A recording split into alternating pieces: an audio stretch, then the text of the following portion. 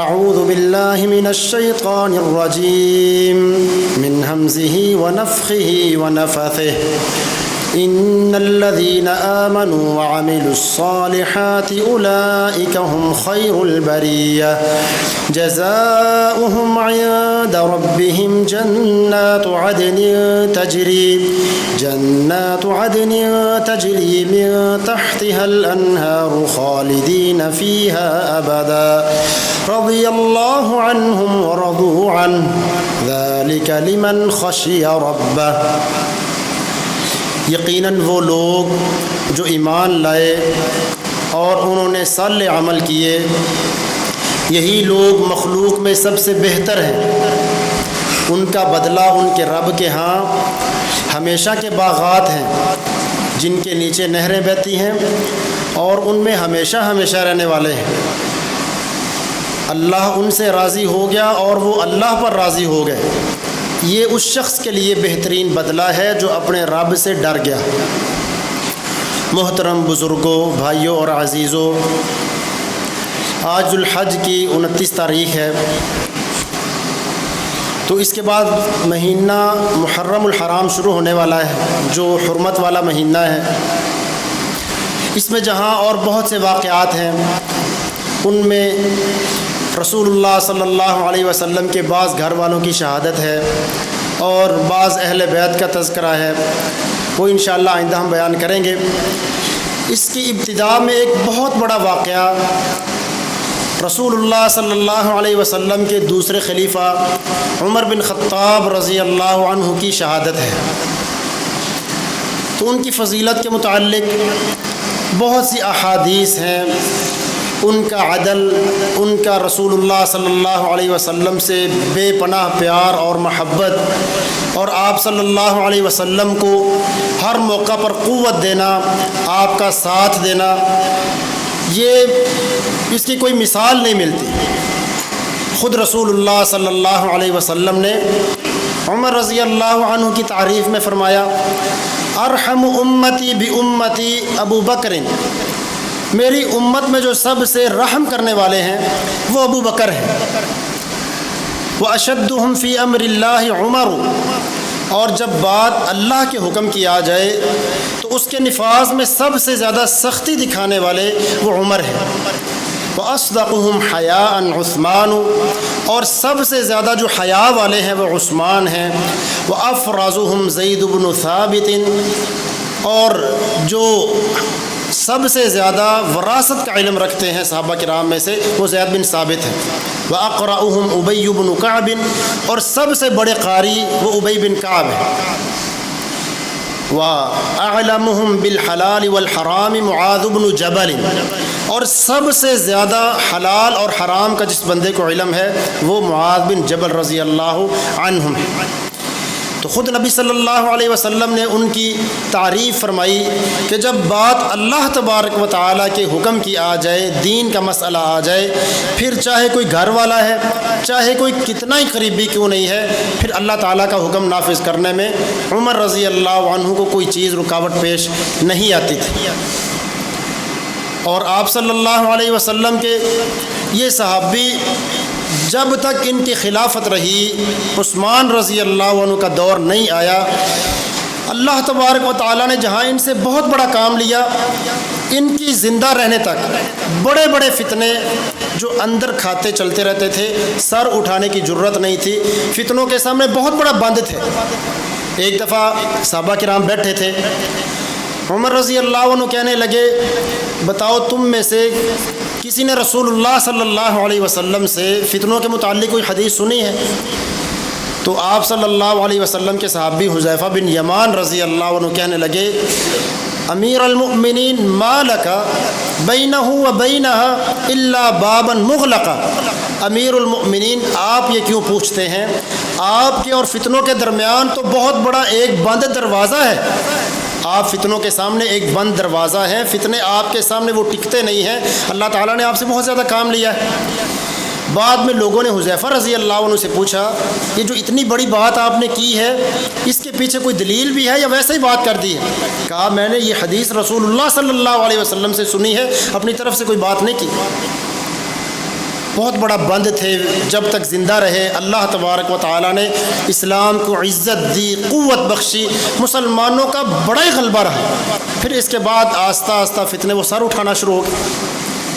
اللہ تعالیٰ نے رعب ایسا رکھا تھا، فرمایا رسول اللہ صلی اللہ علیہ وسلم نے، صحیح بخاری میں حدیث ہے، فرمایا یا ابن خطاب، اے خطاب کے بیٹے، ما سلک الشیطان فجن، شیطان جس راستے پر چل رہا ہو آگے تو آ جائے، بڑی مشہور حدیث ہے صحیح بخاری کی، فرمایا الا سلک فجن غیر فجک، وہ راستہ بدل کر دوسری طرف چلا جاتا ہے، اس راستے پر نہیں آتا کہ تجھے گمراہ کرے، اتنی جرت ہی نہیں پڑتی۔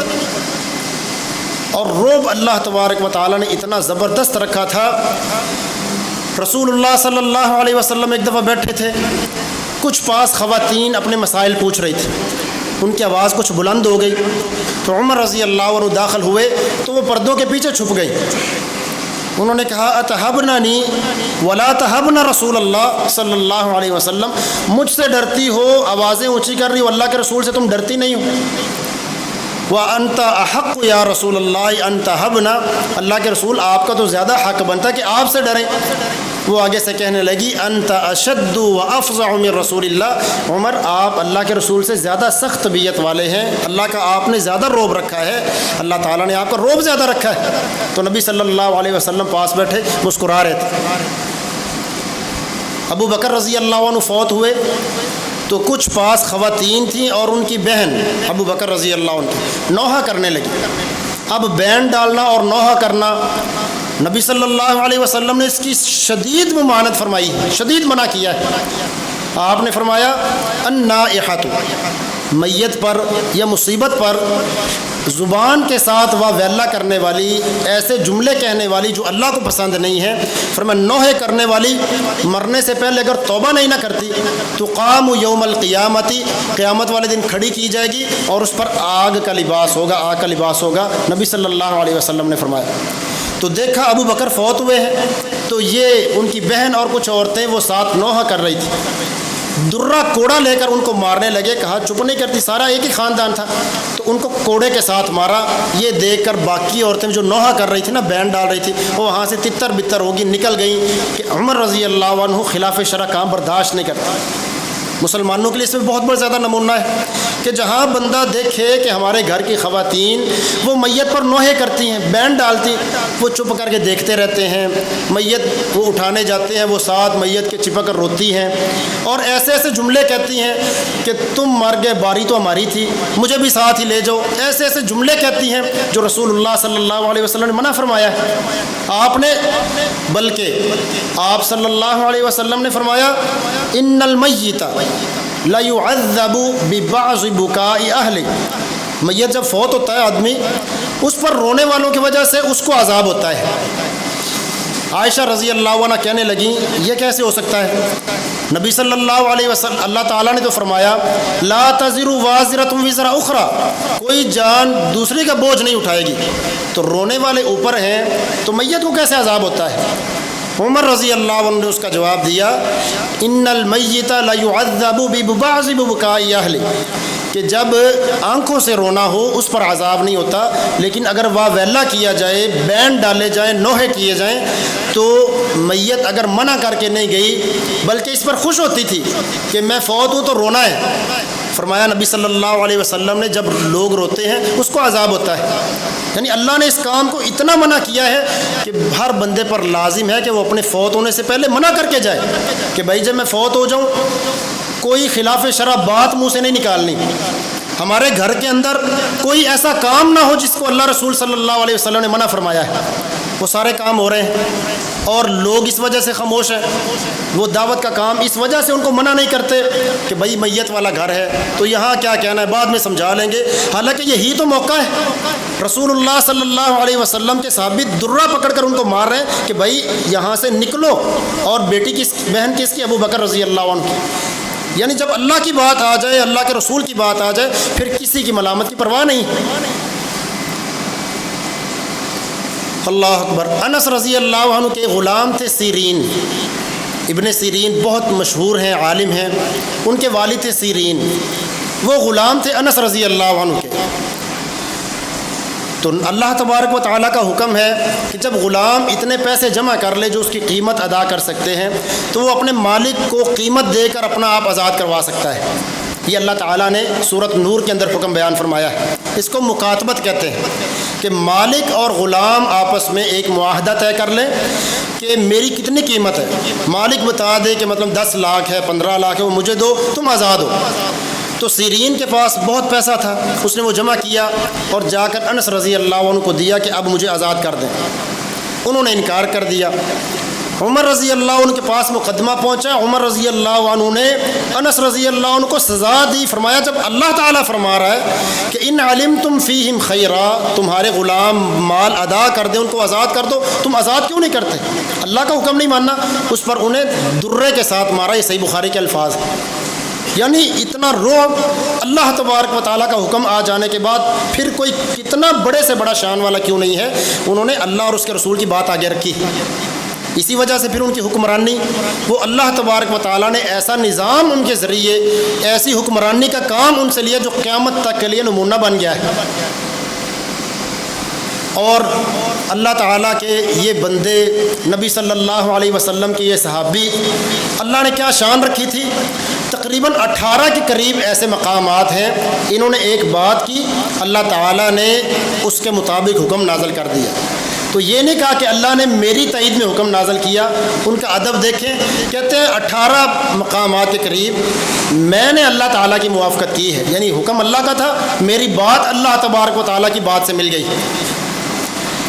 ایک دفعہ مکے میں تھے تو جو مقام ابراہیم ہے حجر اسود اور حتیم کے درمیان میں، مقام ابراہیم، کہا یا رسول اللہ طواف کے بعد یہاں 2 رکعتیں ہونی چاہیے کہ لوگ 2 رکعتیں پڑھ کر پھر عمرے کی طرف نکلے، صفا مروہ کی طرف۔ اللہ تعالیٰ نے پہلے پارے میں آیتیں نازل فرما دی، فرمایا واتخذوا من مقام ابراہیم مصلی، مسلمانوں مقام ابراہیم کو نماز کی جگہ بنا لو۔ جب کوئی بندہ طواف کرے گا، طواف کے بعد 2 رکعتیں پڑھنا اس پر سنت ہے، یہ اللہ تعالیٰ نے حکم دے دیا ہے۔ انس رضی اللہ عنہ کہتے ہیں لوگ نبی صلی اللہ علیہ وسلم سے ملنے آتے، گھروں کے اندر چلے جاتے تھے۔ عمر رضی اللہ عنہ نے کہا یا رسول اللہ، جو آپ سے ملنے آتے ہوتے ہیں ان میں سے اچھی طبیعت والے بھی ہوتے ہیں، نیک بھی ہوتے ہیں، دوسرے بھی ہوتے ہیں، تو آپ بیویوں کو حکم دے کہ وہ پردہ کریں۔ اللہ تعالیٰ نے آیتیں نازل فرما دی، فرمایا وَإِذَا سَأَلْتُمُوهُنَّ مَتَاعًا فَاسْأَلُوهُنَّ مِن وَرَاءِ حِجَاب۔ لوگوں اگر کوئی نبی کی بیویوں سے سوال کرنا ہے نا، کوئی چیز مسئلہ پوچھنا ہے یا کوئی چیز مانگنی ہے، پردے کے پیچھے ہو جاؤ، سامنے آ کر وہ نہیں کرنی۔ اللہ تعالیٰ نے اس کے مطابق آیات نازل فرما دی۔ اللہ اکبر۔ سورہ تحریم میں اللہ تبارک و تعالیٰ نے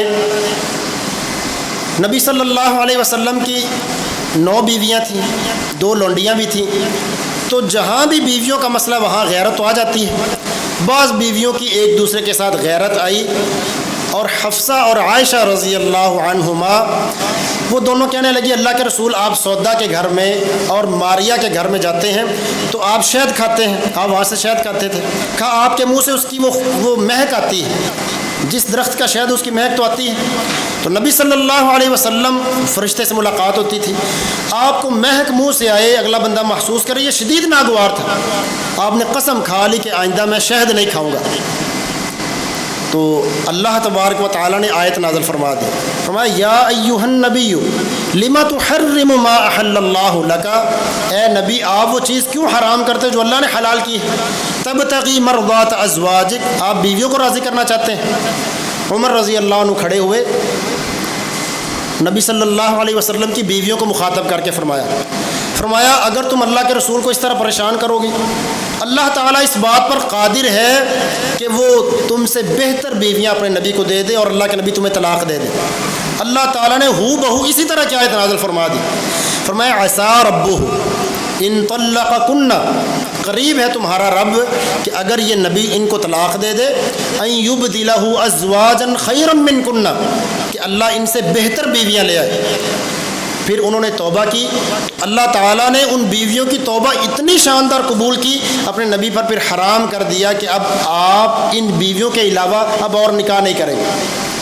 اللہ تعالیٰ نے سورۃ احزاب میں نبی صلی اللہ علیہ وسلم پر پابندی لگا دی کہ جو بیویاں ہیں اب ان کو رکھیں، اب کسی اور بیوی سے آپ کی نکاح کرنے کی اجازت نہیں ہے۔ یہ اللہ تعالیٰ نے ان بیویوں کو، ان اللہ کی بندیوں کو اتنا زبردست قبول دیا تھا۔ لوگ ان کے متعلق باتیں کرتے ہیں کہ دیکھو جی اللہ کے نبی کی بیویاں وہ اہل بیت میں شامل ہی نہیں، جبکہ اللہ تعالیٰ ان کے متعلق قرآن میں آیتیں نازل فرما رہا ہے۔ تو عمر رضی اللہ عنہ نے جو بات کی اللہ تعالیٰ نے اس کے مطابق آیات نازل فرما دی، اور نبی صلی اللہ علیہ وسلم کہ یہ جو صحابی تھے مسلمانوں کے حق میں کتنے خیر خواہ تھے۔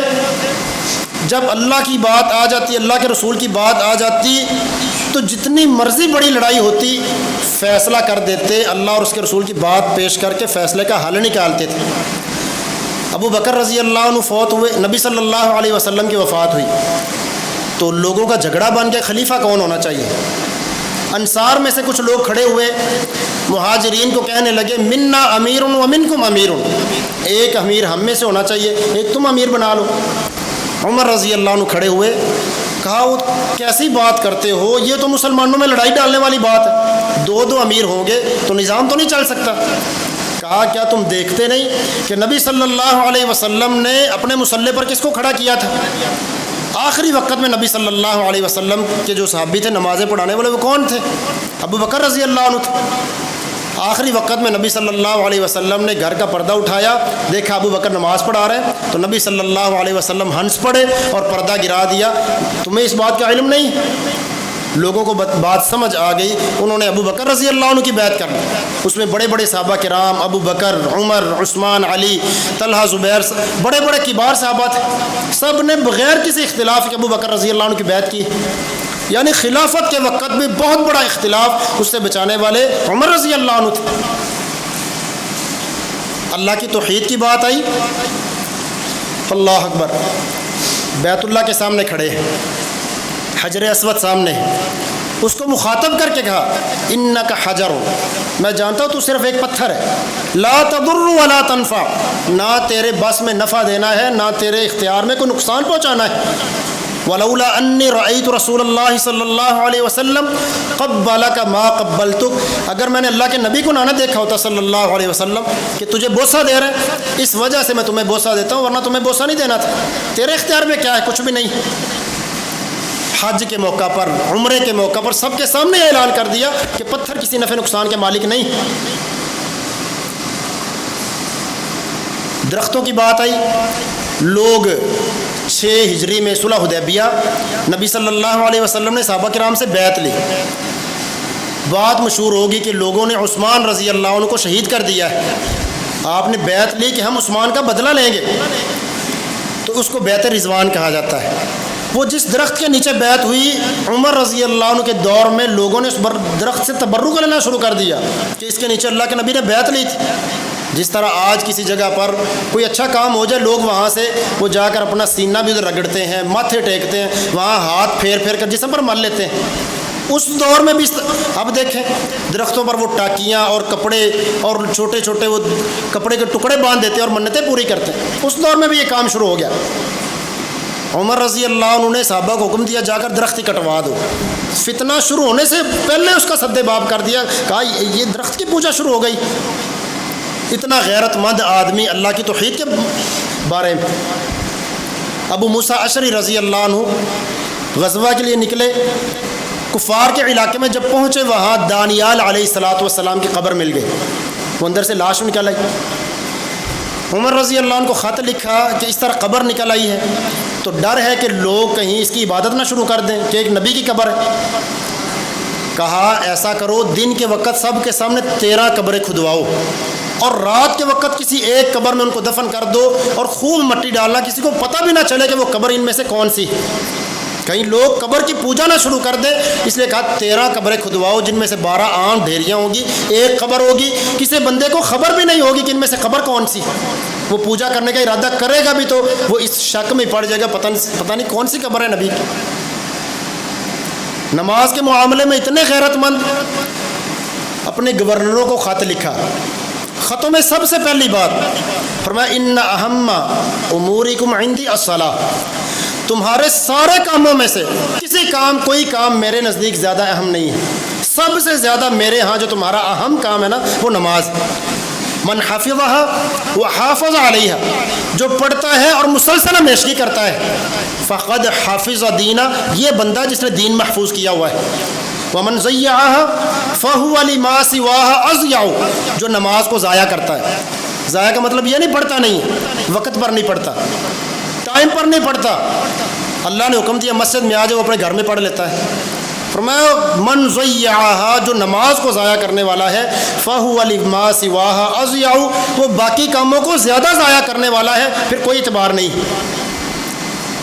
مصولیت چیک کرنی ہے، فلاں جگہ پر ہم نے اپنا ایک نمائندہ مقرر کیا ہے، اس کو ذمہ داری سپرد کی ہے، چیک کرنا چاہتے ہو نا اس کا کام کیسا جا رہا ہے، یہ اپنی ذمہ داری کیسے نبھا رہا ہے، ملازم رکھا ہے کسی طرح کا کام، اس کا امتحان لینے کا ایک ہی طریقہ ہے، اس بندے کی نمازیں دیکھو، اگر نمازوں کا پابند ہے تو سمجھ جاؤ یہ بندہ باقی کاموں میں بھی اللہ تعالیٰ کی اگر امانت ادا کرتا ہے ہمارا حق بھی ادا کر دے گا۔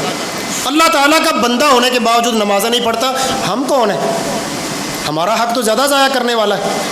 یہ عمر رضی اللہ عنہ کی تربیت، اور گھر والوں کو کہتے الصلاۃ الصلاۃ، گھر والوں نماز قائم کرو، نماز قائم کرو، اور ساتھ یہ آیتیں پڑھتے اللہ نے فرمایا ہے وَأْمُرْ أَهْلَكَ بِالصَّلَاةِ، اپنے گھر والوں کو نماز کا حکم دے، وَاسْتَبِرْ عَلَيْهَا، اور اس پر ڈٹ جائے، ایک دفعہ، دو دفعہ، تین دفعہ، بچے پڑھتے ہی نہیں ہیں، اچھا پڑھ لیتے ہیں، ابا تو آپ کا نماز ہی چکی ہوئی ہے، جب دیکھو نماز کرتے رہتے ہو، ہم کو کافر ہے، تیرے اندر بڑا تقویٰ آ گیا ہے۔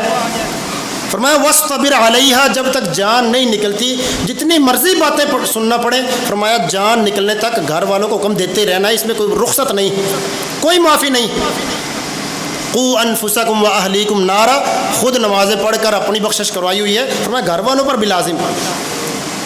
اللہ تعالیٰ نے صرف تمہارا امتحان نہیں لینا، یہ بھی پوچھنا ہے بتاؤ گھر والوں کا پورا حق ادا کیا، نمازوں کا حکم دیا تھا، یہ بھی ساتھ سوال ہونا ہے۔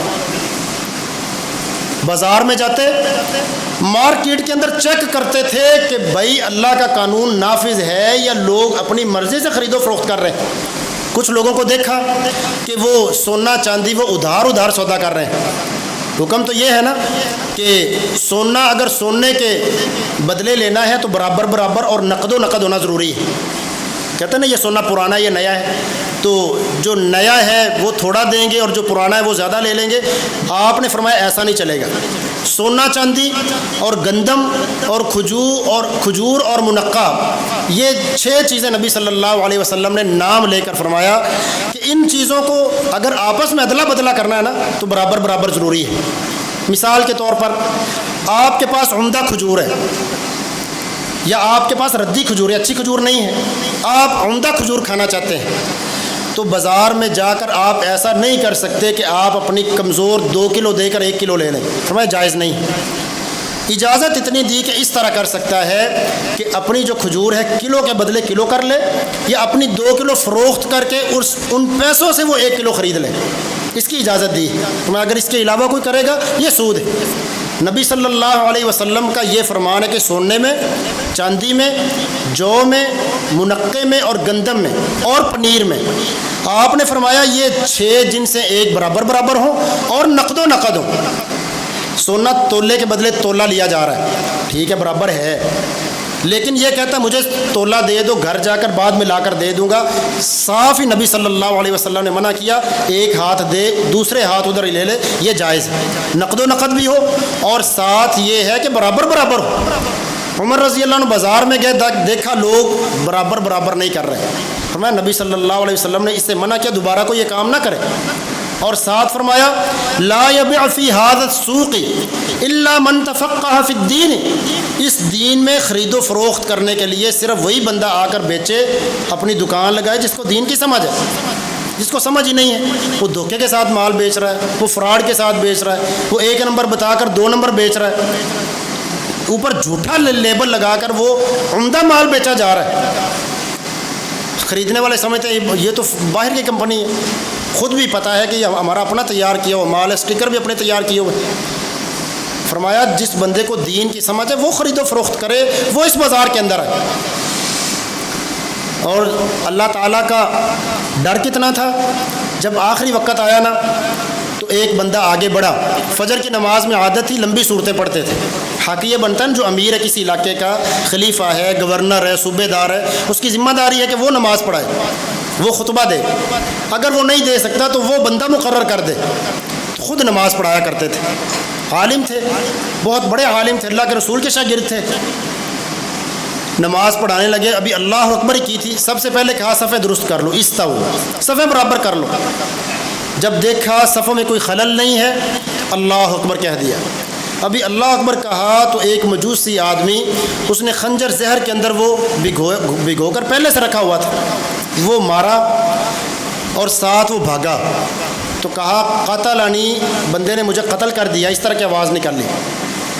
تو صحابہ کہتے ہیں، عمر بن میمون تابعی ہیں، کہتے ہیں جو قریب قریب لوگ تھے نا ان کو تو پتہ چل گیا، جو دور دور تھے ان کو پتہ نہیں چلا معاملہ کیا بنا ہے۔ وہ اونچی آواز سے سبحان اللہ کہنے لگے کہ اللہ اکبر ہو گیا، قرات شروع نہیں ہو رہی، وہ پریشان ہو گئے۔ تو خود ہی عمر رضی اللہ عنہ نے فوراً جان نہیں نکلی، صحابی کا عبد الرحمن بن عوف کا ہاتھ پکڑ کر ان کو آگے کر دیا۔ فصلی صلاۃ خفیفہ، انہوں نے ہلکی سی نماز پڑھائی اور سلام پھیر کر امیر المؤمنین کو جلدی سے سنبھالا اور گھر لے گئے۔ گھر میں حکیم طبیب کو بلایا گیا، اس نے سب سے پہلے وہ جس بندے نے خنجر مارا تھا نا، اب وہ ڈر سے وہاں سے بھاگا، دائیں بائیں خنجر مارتا گیا، 10 بندے اس نے زخمی کیے، جس میں 7 مسلمان مزید شہید ہو گئے۔ پوچھا مجھے خنجر ایک بندے نے دیکھا کہ یہ بندہ تو قابو ہی نہیں آ رہا، اس مسلمان نے اس کے اوپر چادر پھینکی، جب اس نے دیکھا چادر اوپر آ گئی، اب تو میں پکڑا جانے والا ہوں، اس نے اپنے آپ کو نحر نفسا، خود کو سینے میں خنجر مار کر ختم کر دی۔ تو پوچھا کس نے مارا ہے؟ کہا فلانا جو مغیرہ بن شعبہ کا غلام ہے نا، مجوسی، اس نے قتل کیا ہے۔